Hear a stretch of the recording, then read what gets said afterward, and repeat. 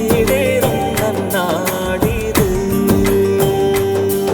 ஒரு கூட்டின் குயில்களாய் பொது வாழ்க்கை தொடரலாம்.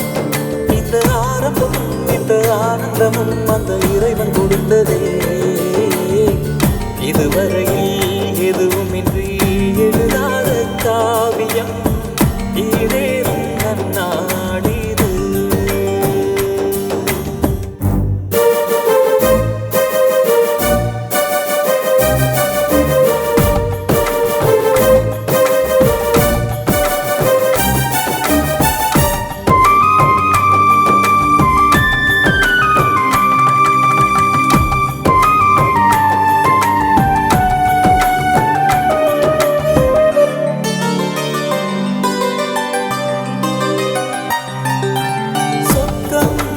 தேவையில்லை சொந்த பந்தங்கள் சேர்கையிலே துணையாகத்தான் இருந்த உமையாளிவளே.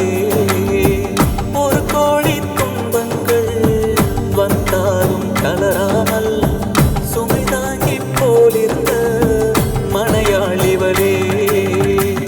அன்பு மட்டும் போதுமே துன்பங்கள் சேராது. அளவில்லா பாசம் என்றும் அலை போல ஓயாது.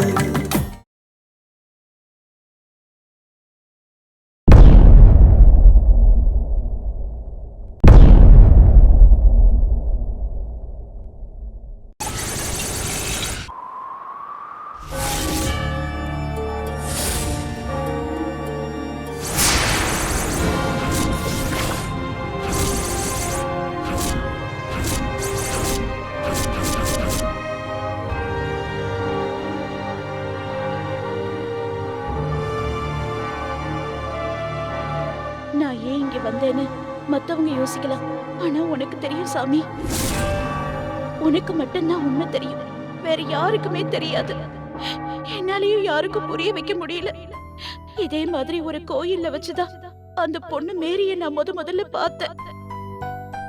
என்ன அது கோவில், இது சர்ச். ஒரே ஒரு நாள் தான் அந்த மேரிய நான் பார்த்தேன்.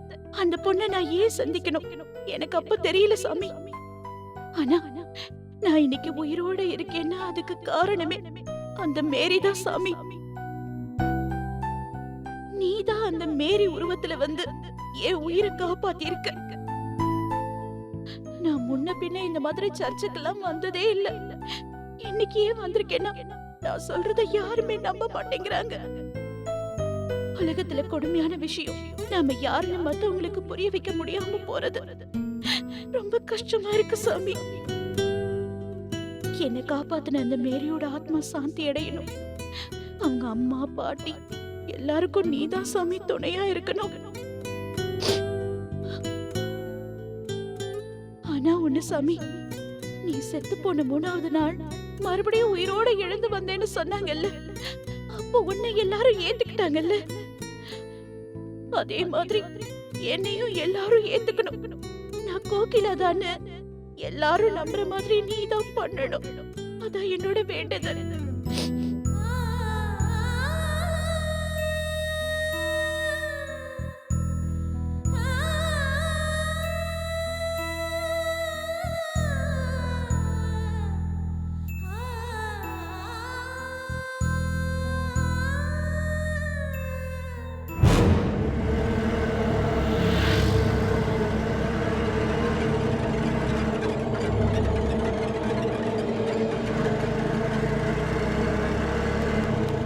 நிறுத்துங்க. என்ன உமா? ஏங்க அங்க பாருங்க, உங்க மேரி தானே?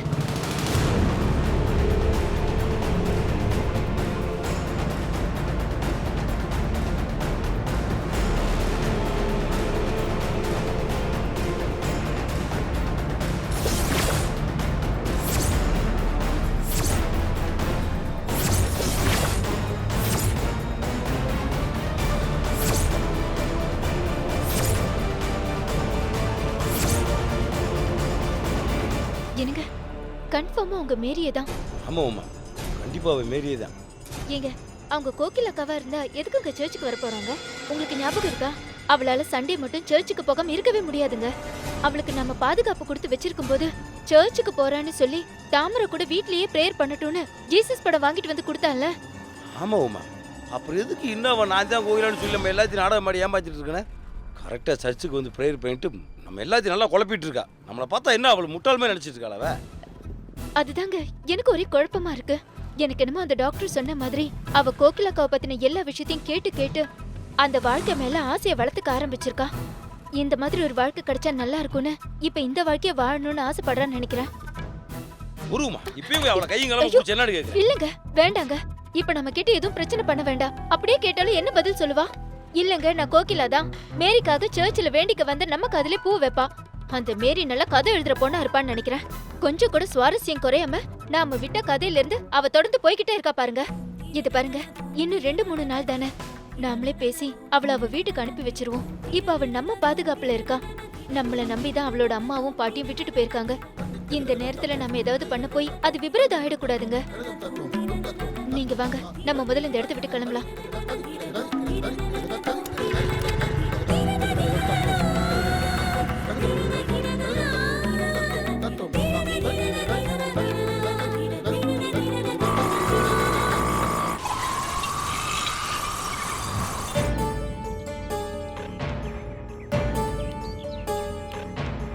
என்னங்க என்னங்க அதுக்குள்ள கிளம்பிட்டீங்க?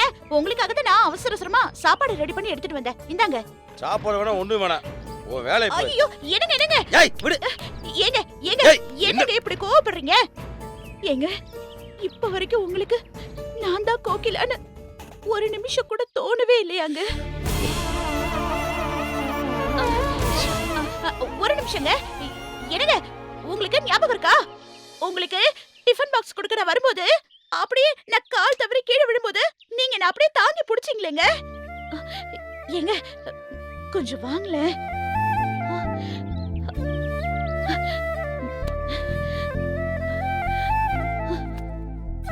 ஏங்க இந்த டவலை பாருங்களேன். உங்களுக்கு தேங்காய் பூ டவல் பிடிக்காதுன்னு எப்பவுமே இந்த காட்டன் டவலை தானே நான் எடுத்து வைப்பேன். ஏங்க நான் உங்க கோகிலா தானே. கோகிலாவா இருக்கிறதுனால தானே இதெல்லாம் நான் சரியா சொல்றேன். நான் உங்க கோகிலா தாங்க.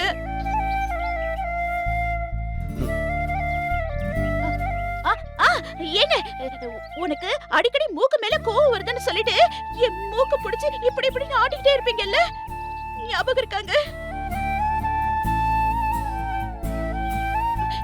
சரிங்க, நீங்க என்ன சோப்பு போடுவீங்க, என்ன பவுடர் போடுவீங்க எல்லாமே எனக்கு தெரியுங்க. நான் ஒவ்வொன்னா லிஸ்ட் போட்டு இப்ப சொல்லட்டுமா? இங்க பாரு, ஒரு வீட்ல ஒரு மாசமா வேலை செய்யற வேலைக்காரி கூட இதெல்லாம் சொல்லுவா. நீ ஏதோ புதுசா சொல்ற மாதிரி சொல்லிக்கிருக்க.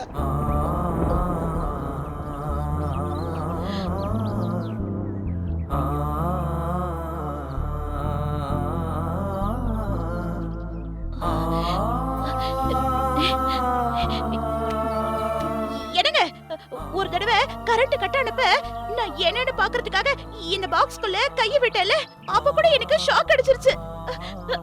அப்போ என்ன காப்பாத்துறதுக்காக நீங்க மரக்கட்டை எடுத்துட்டு வந்து என்ன கஷ்டப்பட்டு காப்பாத்துனீங்கல்ல. அப்புறம் தாமரை பேச நிறுத்தியா? கோயிலை பத்தின எல்லா விஷயத்தையும் தெரிஞ்சுக்கிட்டு எப்படியாவது ஒரு நடிப்பு திறமையை வச்சு நீ தான் கோயிலாளி எல்லாத்தையும் நம்ப வைக்கிறதுக்காக இப்படி நடிச்சு திர. அதெல்லாம் ஒரு சந்தேகமும் வேணாம். நீ கைதேர்ந்த நடிகதான். அந்த நிக்கிறா வரு பாவப்பட்ட ஜென்ம உமா. நான் அவ்வளவு நடிப்பை பார்த்து அப்படியே மிரண்டு போயிருக்கேன். ஏய் இங்க பாரு, நீ என்ன சொன்னாலும் என் கோயில நீ கிடையாது. எங்களை நம்ப வைக்கிறதுக்காக அது இதுன்னு சொல்லி எங்க உயிரை வாங்க. ஏங்க எனக்கு புரியுதுங்க. என்ன மேரி நீங்க நினைச்சிட்டு இருக்கிறது எனக்கு புரியுது. ஆனா மேரின்னு ஒருத்தி எப்படிங்க எல்லா விஷயத்தையும் தெரிஞ்சு வச்சிட்டு இருக்க முடியும்? இந்த வீட்ல ஒவ்வொரு இடத்துலயும் நடந்த ஒவ்வொரு சம்பவத்தையும் நான் உங்ககிட்ட சொல்லிக்கிட்டே இருக்கேன். இப்ப கூட உங்களுக்கு நம்பிக்கை வரலன்னா எப்படிங்க? ஏன்னா நீங்க மேரியா தான் இந்த வீட்டுக்குள்ள வந்தீங்க. கொஞ்ச நாள் இருந்துட்டு வெளிநாட்டுக்கு போறேன்னு சொன்னீங்க. இப்ப திடீர்னு இதெல்லாம் சொன்னா எப்படி நம்பிக்கை வரும்? ஏன்னா அப்ப நான் சுயநினைவே இல்லாம தானே இருந்தேன். இப்பதானே நான் யாருங்கிறது எனக்கே தெரியுது. இப்ப மட்டும் என்ன, இப்பயும் சுயநலம் இல்லாம உலகிட்டு தானே இருக்க. அதான் டாக்டரே சொல்லிட்டாரு. அன்னைக்கு பாசமா பேசி தானே என்ன ஹாஸ்பிடல் கூட்டிட்டு போனீங்க. ச்சே, நீங்க நடிக்கிறீங்க. தோ இவ நடிக்கிறா, உங்க தங்கச்சிங்க எல்லாரும் சேர்ந்து நடிக்கிறீங்க. ஆனா நான் மட்டும் நடிச்சு உங்களை எல்லாம் ஏமாத்திட்டு இருக்கேன்னு சொல்றீங்கல்ல. இதே உமாவோட வீட்டுக்காரன்னு சொல்லிட்டு அவளை கூட்டிட்டு போக வந்தப்ப நீங்க எல்லாருமா சேர்ந்து அவ என்கிட்ட உண்மையை சொல்லிடுவானோன்னு பம்மிட்டு இருந்தப்ப அந்த சிந்துஜா வந்து உன் புருஷனும் அவர் தங்கச்சிங்களும் சேர்ந்து உன் தலையில பெரிய பாறாங்களே இறக்கி வச்சிருக்காங்கன்னு சொன்னப்ப இல்ல என் புருஷன் நடமாடும் ஹரிச்சந்திரன் தோ நிக்கறாளே உமா, அடுத்தவங்க உப்பு வரல கூட ஆசைப்படாத உத்தமே நினைச்சனே, அந்த நினைப்புல எண்ணெய் ஊத்தி இல்ல பெட்ரோலையே ஊத்தி கொளுத்துனீங்களே, அப்பவே நான் யோசிச்சிருக்கணும். ஏ உமா, நான் முதல் தடவை செத்து போயிட்டேன்னு தெரிஞ்ச உடனே அத சாக்கா வச்சுட்டு இந்த வீட்டுக்குள்ள நுழைஞ்சேன். ரெண்டாவது தடவை நான் எமக்கிட்டே போயிட்டேன்னு உடனே உனக்கு இன்னும் ரொம்ப சந்தோஷமா போச்சுல்ல. அண்ணன் எப்ப சாவா தின்ன எப்ப காலி ஆகும்னு காத்துட்டு இருந்திருக்க. சரியான கிராதகிடி நீ. ஒன்னாலதான் இந்த மனுஷன் என்ன பைத்தியம் நினைக்கிறாரு. ஒன்னாலதான் நான் மண்ணோட மண்ணா போகாம போடமா நடமாடிட்டு இருக்கேன். ஐயோ, ஏன் நீங்க இப்படி ஆனீங்கன்னு எனக்கு தெரியல. உங்க பேச்சு, வார்த்தை, நட, உட எல்லாமே எங்க கோகிலாக்கா மாதிரியே மாறிடுச்சு. கொஞ்சம் கொஞ்சமா உங்க பழைய வாழ்க்கைக்கு திரும்பி கொண்டு வரணும்னா அது முடியவே முடியாது போல இருக்கே. யாரடி பழைய வாழ்க்கையை திருப்பி கொடுக்கறது?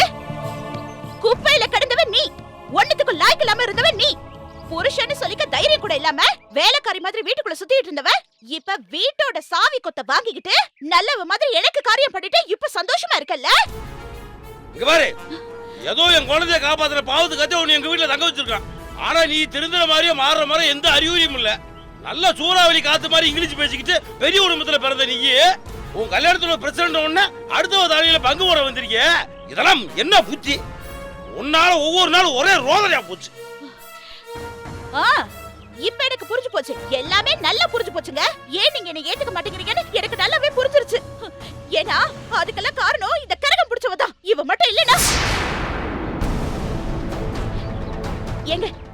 ஏங்க எனக்கு கடைசியா ஒரே ஒரு சந்தர்ப்பம் கொடுங்க.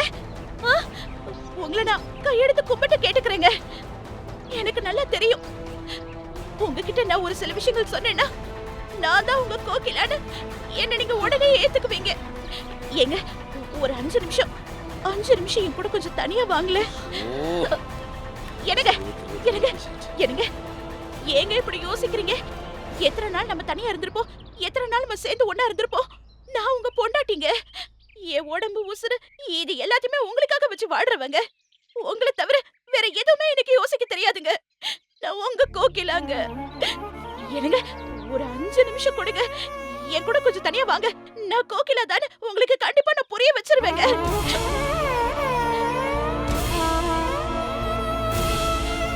ஏ உமா, ஏண்டி உனக்கும் எனக்கு என்ன வாக்கே வரப்பு தகராறா? ஏண்டி உன்னை இந்த வீட்ல அண்ட விட்டதே நான் தானே. இன்னைக்கு உன்கிட்டயே இப்படி கையேந்து நிக்கிற நிலைமை வந்துருச்சு. இது பாரு, நீ பக்கத்துல இருக்கிறதுனாலதான் அந்த மனுஷனுக்கு கூச்ச நச்சமா இருக்கு. நீ எங்க 2 பேரையும் கொஞ்ச நேரம் தனியா இருக்க விடு.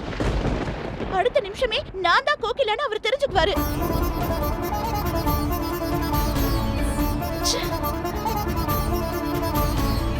ஏய் உம்பளே, நீ என்ன சொல்ல திருந்திய மாட்டியா? நீ இங்க பாரு, நீ தரங்களா ரெண்டு தண்ணி குடிச்சாலும் நீ என் கோயிலா கிடையாது.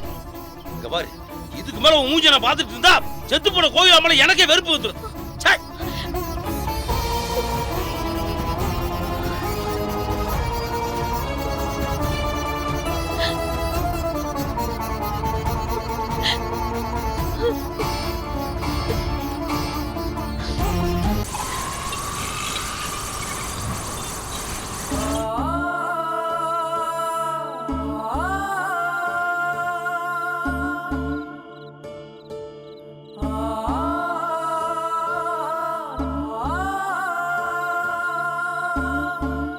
என்னங்க கதவு திறந்து போட்டு இப்படி வாசல்ல வந்து உட்கார்ந்துட்டு இருக்கீங்க?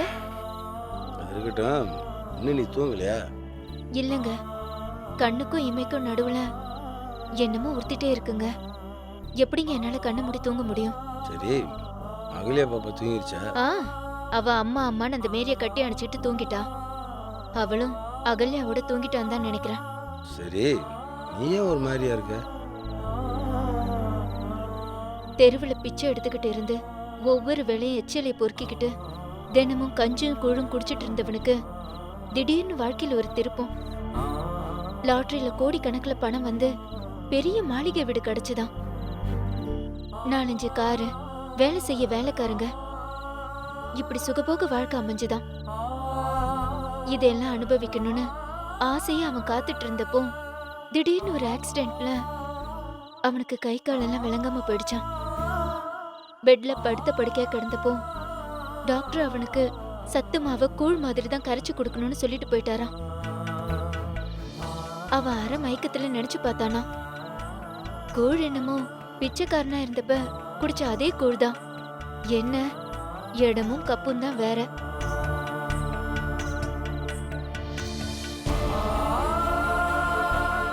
என்னவுமா நீ வர வர இப்படி பேச ஆரம்பிச்சிட்ட?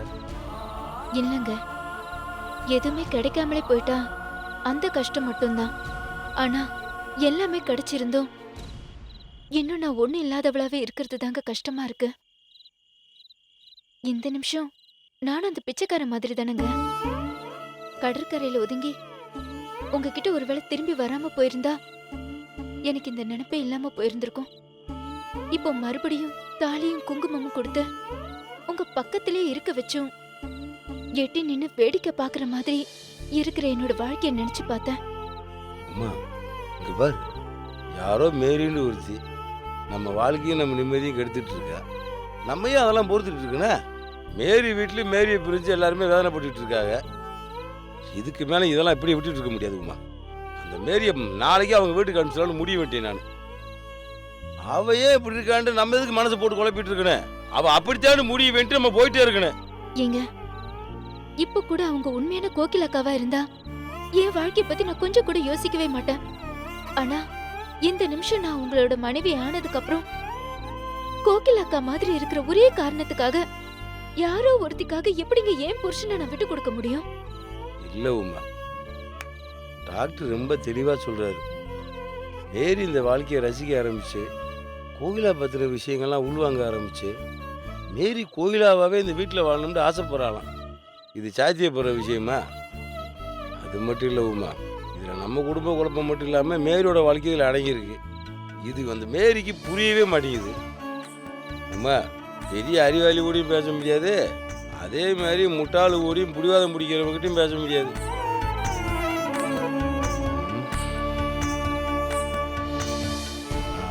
உமா, உள்ள ஃபோன் இருக்கு, எடுத்துட்டு வா. சரிங்க.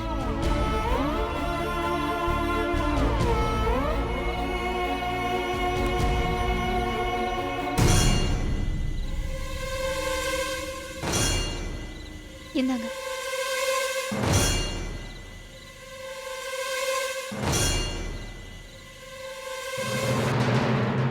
கண்டிப்பா யாரு? பூவரசு பேசு. ஹலோ, நான் தாங்க பூவரசு பேசுகிறேங்க. சொல்லுங்க. நீங்கள் நாளைக்கு என் வீட்டுக்கு வந்து உங்கள் மேரியை கூட்டிகிட்டு போயிருங்க. என்ன சொல்றீங்க? மேரி எங்க வீட்டுக்கு வர சம்மதிச்சிட்டாளா? ஏங்க, அவங்களா வர்றாங்களா இல்லை நாங்களும் அனுப்புகிறோமான்றதுலாம் முக்கியம் கிடையாது. எஸ். ஆனால் நாளையிலேருந்து உங்கள் மாரி உங்கள் வீட்டிலே தான் இருப்பாங்க. உங்கள் கூட விவாதம் பண்ணுறதுக்கு நான் தயாராக இல்லைங்க. நீங்கள் வந்து மேரியை கூட்டிகிட்டு போயிருங்க. சரிங்க. ம்.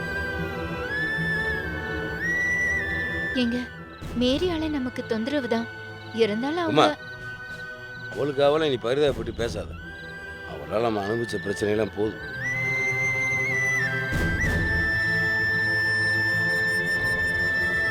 டாடி, பீட்டர், போன்ல யாரு மேரிய பத்தி பேசிட்டு இருந்த? பூவரசு தான் பாட்டி ஃபோன் பண்ணாரு. நாளைக்கே வந்து மேரி அழைச்சிட்டு போக சொல்லிட்டாரு.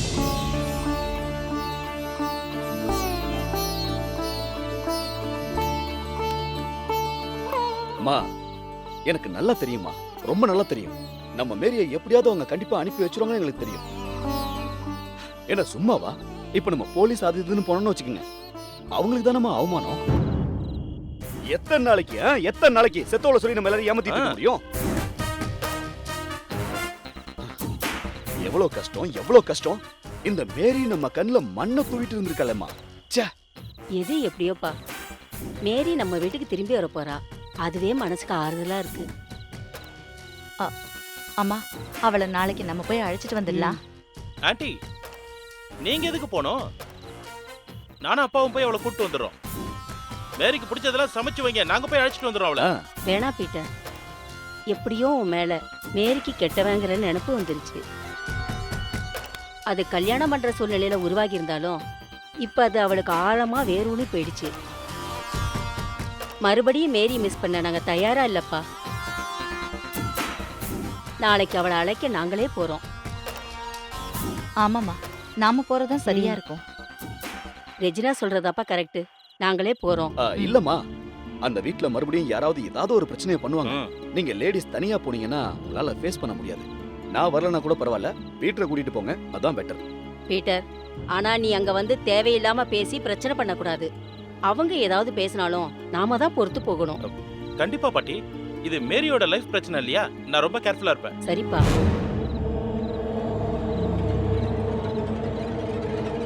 கெட்டவனா நீ? வேஸ்ட் போனதை கேட்டல. நல்லவனா இருந்து கெட்ட பேர் வாங்குறத விட கெட்டவனா இருந்து கெட்ட பேர் வாங்குறது ஓகே தான். முதல்ல அந்த மேரி இங்க வந்து சேரட்டும்.